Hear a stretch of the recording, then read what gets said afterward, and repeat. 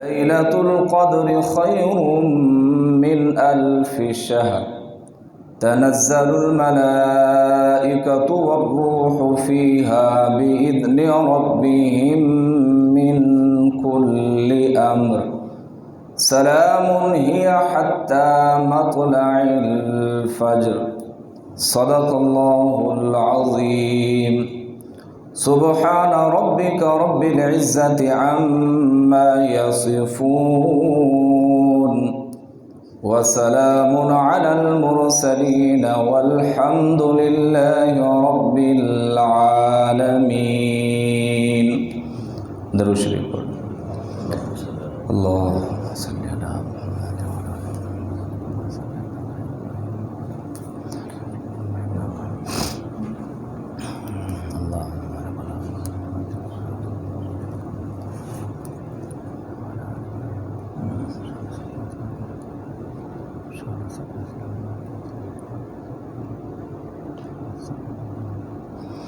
میرے انتہائی قابل احترام دوستوں، بزرگوں،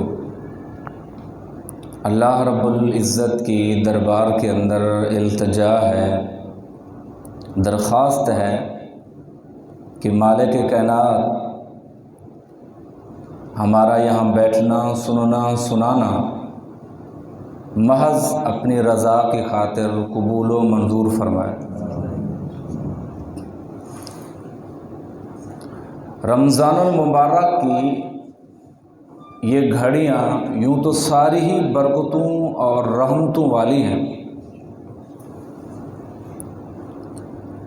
لیکن رمضان المبارک کا یہ آخری عشرہ یہ بڑی اہمیت اور فضیلت کا حامل ہے.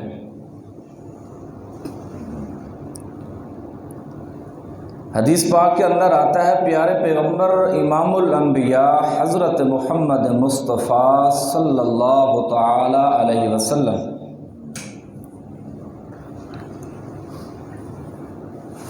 ویسے تو بہت زیادہ عبادت کا اہتمام کرتے ہیں، لیکن اس آخری عشرے میں رمضان المبارک کے مہینے میں حدیث پاک کے اندر آتا ہے کہ حضور علیہ الصلاۃ والسلام اپنی کمر کس لیتے عبادات کا اہتمام کرتے اور اپنے گھر والوں کو بھی حکم دیتے کہ تم بھی عبادات کے اندر لگ جاؤ. تو یہ آخری عشرہ بڑی اہمیت اور فضیلت کا حامل ہے، اور اس آخری عشرے کے اندر جو فضیلت طاق راتوں کی بیان کی گئی ہے، جسے شب قدر اور لیلۃ القدر بھی کہا جاتا ہے، قرآن مقدس کے اندر سورۃ القدر کے اندر پوری سورت کے اندر اللہ رب العزت نے یہ اہمیت اور فضیلت بتلائی ہے کہ لیلۃ القدر والی رات کتنی بڑی اہمیت کی حامل ہے. فرمایا انا انزلناہ فی لیلۃ القدر، کہ بے شک ہم نے اس قرآن کو نازل کیا ہے لیلۃ القدر میں. لیلۃ القدر کی اہمیت اتنی ہے کہ خود مالک کائنات نے فرمایا کہ قرآن مقدس جیسی عظیم کتاب، قرآن مقدس جیسی بڑی فضیلت والی کتاب، قرآن مقدس جیسی اتنی عظیم و شان کتاب، تو فرمایا اس کتاب کا نزول بھی لیلۃ القدر کی رات میں ہوا. فرمایا وما ادراک ما لیلۃ القدر، کیا معلوم آپ کو کیا ہے لیلۃ القدر؟ فرمایا لیلۃ القدر خیر من الف شہر، کہ شب قدر کی رات وہ رات ہے جو 1000 مہینوں سے بہتر ہے. جو اس رات کی فضیلت بیان کی گئی، فرمایا 1000 مہینوں سے بہتر. یہ 1000 مہینے تقریباً 83 سال اور 4 مہینے بنتے ہیں، یعنی ایک دن کی عبادت کو اللہ رب العزت نے اتنی بڑی فضیلت عطا فرمائی، اتنی بڑی فضیلت عطا فرمائی کہ امت محمدیہ صلی اللہ تعالی وسلم کا امتی جب اس رات کی جستجو میں لگ جاتا ہے، عبادت کرتا ہے اللہ کو خوش کرنے کے لیے، تو فرمایا جاگتا وہ ایک رات ہے، میں 1000 مہینوں کے برابر اسے ثواب سے نوازتا ہوں۔ اور اس سورت کا شان نزول بھی ہے، پیارے پیغمبر علیہ الصلوۃ والسلام صحابہ کرام رضوان اللہ اجمعین کے سامنے ایک بنی اسرائیل کے ایک عابد شخص کا واقعہ تذکرہ فرما رہے تھے۔ فرمایا کہ بنی اسرائیل میں ایک ایسا شخص تھا جو دن بھر جہاد کرتا تھا اور رات کو اللہ کی عبادت کیا کرتا تھا، اس کا یہ معمول تھا۔ تو حضور علیہ الصلوۃ والسلام نے فرمایا کہ اس شخص کا اتنا مقام اور مرتبہ ہے جو دن بھر جہاد کرتا ہے اور رات کو آ کے اللہ کی عبادت کے اندر مشغول ہوتا ہے۔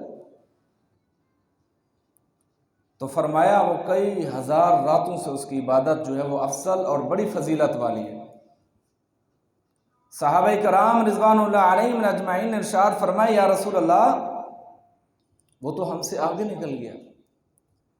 تو پھر اس کے بعد یہ صورت جو ہے قدر نازل ہوئی۔ اس قدر کے اندر اللہ رب العزت نے بتلایا کہ امت محمدیہ صلی اللہ تعالی وسلم کا امتی ایک رات کی جب جستجو کرتا ہے تو اللہ رب العزت انہیں 1000 مہینوں سے بہتر قرار دیتے ہیں۔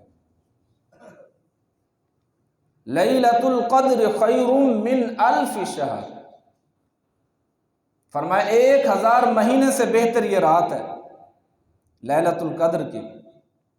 تنزل الملائکۃ والروح، فرمایا اس رات میں اللہ کے فرشتے اترتے ہیں اور روح اترتے ہیں۔ ایک تو فرشتے ہو گئے اور اس روح سے مراد حضرت جبریل علیہ الصلوۃ والسلام مراد ہے، یعنی اس رات میں فرشتوں کا نزول ہوتا ہے۔ وہ فرشتے اللہ کے حکم سے بِإِذْنِ رَبِّهِمْ مِنْ كُلِّ أَمْرٍ، اللہ کے حکم سے وہ یہاں آتے ہیں آسمان دنیا پر اور دیکھتے ہیں جو اللہ کی عبادات کے اندر مشغول ہیں، لیلۃ القدر کی جستجو کے اندر مشغول ہوتے ہیں۔ جب وہ بندہ اللہ کے حضور دعائیں کر رہا ہوتا ہے اور فرشتے آمین کہہ رہے ہوتے ہیں۔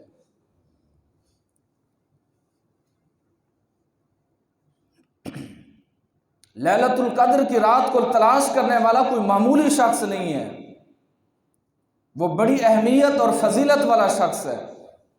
تو فرمایا اللہ رب العزت نے اللہ تعالیٰ اس کی ہر دعا کو قبول فرماتے ہیں، اس کی دعا رد نہیں کی جاتی۔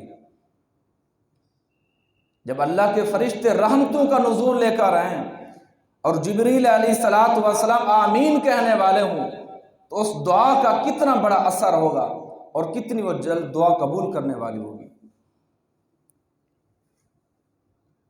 تنزل الملائکۃ والروح فیہا بإذن ربہم من کل امر سلام ہی حتی مطلع الفجر، اللہ کی سلامتی رہتی ہے اس رات میں یہاں تک جب طلوع فجر ہوتی ہے۔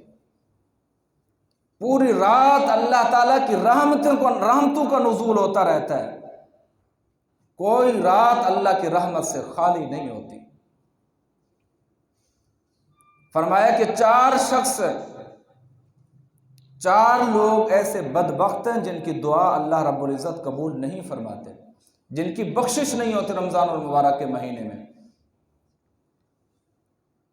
یہ بھی اسی آیت کے تحت شان نزول اور حدیث کے اندر واقع وارد ہے کہ 4 بدبخت وہ لوگ ہیں جن کی بخشش نہیں ہوتی۔ فرمایا ایک شخص تو وہ ہے جو شرابی ہے، شراب پینے والا ہے۔ حدیث پاک کے اندر آتا ہے جب شرابی شراب پیتا ہے تو اس کا ایمان دل سے نکل جاتا ہے۔ جیسے زانی زنا کرتا ہے تو اس وقت اس کا ایمان نہیں رہتا۔ شرابی کی مثال بھی اسی طریقے سے بیان کی گئی، جب شرابی شراب پیتا ہے تو اس کا ایمان بھی نکل جاتا ہے، حتیٰ کہ یہاں تک آتا ہے 40 راتیں اللہ رب العزت اس شخص سے راضی نہیں ہوتے، شرابی سے، نہ اس کی نماز قبول ہوتی ہے۔ فرمایا دوسرا بدبخت انسان وہ ہے جو والدین کا نافرمان ہے، تو اس کی بھی بخشش نہیں ہوتی، کہ وہ والدین جو اللہ رب العزت نے اپنے حقوق اللہ کے بعد حقوق العباد کا تذکرہ فرماتے ہوئے والدین کو اہمیت پہ رکھا کہ والدین کا ادب اور احترام بہت ضروری ہے، ان کے سامنے ادب اور احترام کے ساتھ گفتگو کرنی ہے۔ اللہ رب العزت نے قرآن مقدس کے اندر فرمایا اف ولا تنہرہما، اگر آپ کو والدین کی بات ناگوار گزرتی ہے، ناپسند ہوتی ہے، آپ سمجھتے ہیں مجھے اچھی نہیں لگ رہی، تو یہاں تک بھی اللہ رب العزت نے حکم دیا کہ آپ کو اگرچہ نہ ان کی بات ناپسند ہے، فرمایا اف تک بھی نہ کہو۔ اوہو، یہ کیا کر دیا آپ نے؟ یہ قرآن کے الفاظ ہیں۔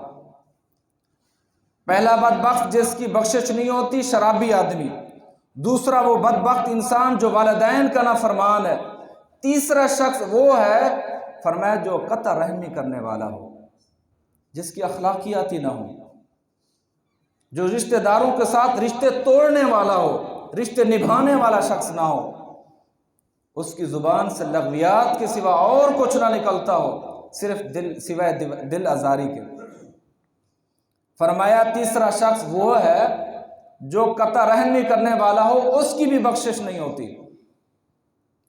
چوتھا شخص وہ ہے،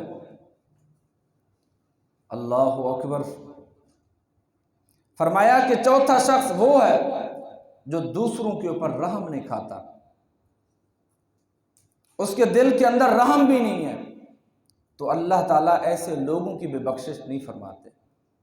جب تک وہ ان کاموں کو ترک نہ کر دیں، چھوڑ نہ دیں، تو اس وقت ان لوگوں کی بخشش نہیں ہوتی۔ تو لیلۃ القدر کی رات جو ہے یہ بڑی اہمیت کی حامل ہے۔ تو جب انسان اللہ کے حضور دعا کرتا ہے، گڑ گڑا کر معافیہ مانگتا ہے، تو اللہ تعالیٰ ان کی دعاؤں کو قبول و منظور فرماتے ہیں، رد نہیں کرتے ہیں۔ دوسری بات میں آپ کے سامنے رکھنا چاہتا ہوں اعتکاف کے حوالے سے۔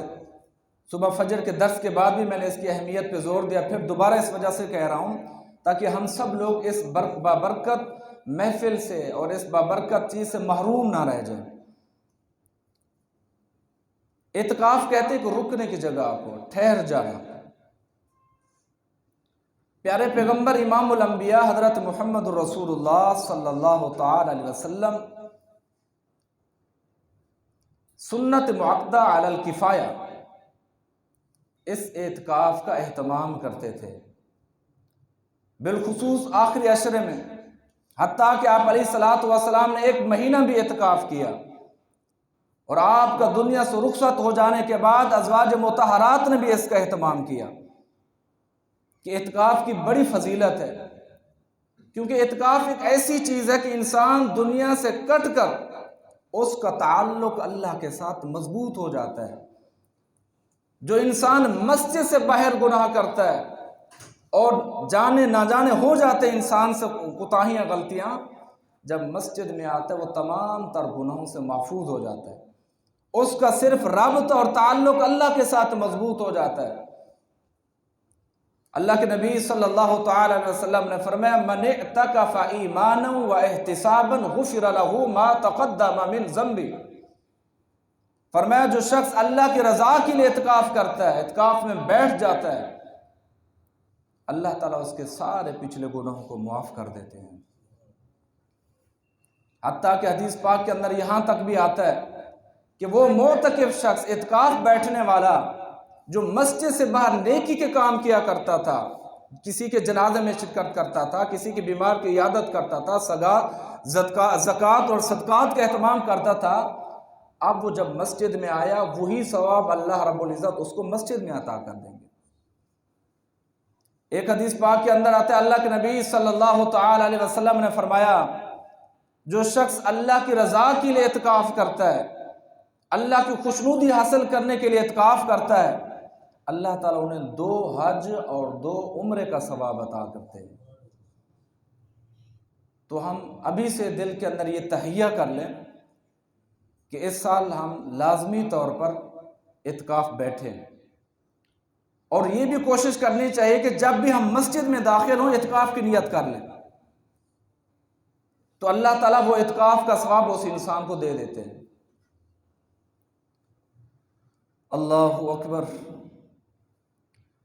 اللہ کے رسول صلی اللہ تعالی علیہ وسلم نے فرمایا من قام ایمانا و احتسابا غفر له ما تقدم من ذنبه، کہ رمضان المبارک کا مہینہ ایک ایسا بابرکتوں اور بڑی سعادتوں والا مہینہ ہے، جو شخص اللہ کی رضا کے لیے قیام کرتا ہے اللہ تعالیٰ اس کے سارے گناہوں کو معاف کر دیتے ہیں۔ تو آخری عشر رمضان المبارک یہ بڑی اہمیت کا عامل ہے۔ تیسری بات جو میں آپ کے سامنے رکھنا چاہتا ہوں وہ صدقۃ الفطر ہے۔ تو یہ صدقۃ الفطر کیا چیز ہے؟ وہ شخص جو صاحب نصاب ہو، جس کے اوپر زکوٰۃ واجب ہو، تو اس کے اوپر صدقہ فطر واجب ہو جاتا ہے۔ لیکن اس میں شرط یہ ہے کہ اس میں صدقۃ الفطر میں سال کا گزرنا شرط نہیں ہے۔ زکوٰۃ میں سال کا گزرنا شرط ہوتا ہے، صدقۃ الفطر میں سال کا گزرنا شرط نہیں ہے۔ جو ہی وہ شخص صاحب نصاب ہو جائے، چاندی کے نصاب کو پہنچ جائے، یا ضروریت سے زائد چیزیں جو اسباب گھر کے اندر ہوتے ہیں، تو وہ شخص صاحب نصاب کہلاتا ہے۔ حدیث پاک کے اندر آتے اللہ کے نبی صلی اللہ تعالی علیہ وسلم نے فرمایا کہ جب انسان صدقۃ الفطر ادا کرتا ہے، وہ روزے دار جو اس روزے دار سے کوئی غلطیاں کوتاہیاں ہو جاتی ہیں، تو اس صدقۃ الفطر کے دینے کی وجہ سے اللہ تعالیٰ اس غلطیوں کا ازالہ کر دیتے ہیں، ان کے گناہ معاف ہو جاتے ہیں۔ حتیٰ کہ حدیث پاک کے اندر یہاں تک بھی آتا ہے، اللہ کے نبی صلی اللہ تعالی علیہ وسلم نے فرمایا جو انسان صدقۃ الفطر ادا نہیں کرتا، اس کے روزے زمین اور آسمان کے درمیان معلق رہتے ہیں، لٹکے رہتے ہیں۔ جب وہ صدقۃ الفطر کا اہتمام کرتا ہے تو اللہ رب العزت روزے اوپر چلے جاتے ہیں، اللہ کے ہم وہ قبول و منظور ہو جاتے ہیں، کیونکہ صدقۃ الفطر سے غربا اور مساکین غریبوں کا جو ہے ایک بھلا ہو جاتا ہے۔ فرمایا کہ تم آسمان زمین والوں کے اوپر شفقت کرو، اللہ تمہارے اوپر شفقت کرے گا۔ تو صدقۃ الفطر کی بڑی اہمیت بتلائی گئی ہے، تو ہم سب لوگ اس چیز کا اہتمام کریں۔ اور صدقۃ الفطر جو فطرانہ ہے، جو خیر المدارس کی طرف سے جو فتویٰ آیا ہے، وہ گندم کا جو نصاب دیا گیا ہے وہ 110 روپے ہے۔ اگر کوئی زیادہ دینا چاہے تو 2200 روپے گندم کا ریٹ چل رہا ہے، 150 یا 160 کا نصاب بنتا ہے، اس کے اوپر دے دے تو زیادہ بہتر ہے۔ جو صاحب نصاب زیادہ ہیں، صاحب حیثیت ہے، زیادہ استطاعت رکھنے والے ہیں، وہ جو کی قیمت ادا کریں، کھجور کی قیمت ادا کریں، کشمش کی قیمت ادا کریں۔ تو یہ صدقۃ الفطر ادا کرنے سے اللہ رب العزت کے ہاں جو انسان سے سرزد غلطیاں ہوتی ہیں، وہ اللہ تعالیٰ تمام غلطیوں کو معاف کر دیتے ہیں۔ میں اسی کے اوپر اکتفا کرتا ہوں۔ اللہ تعالیٰ سے دعا ہے اللہ ہمیں اچھے اعمال کرنے کی توفیق عطا فرمائے۔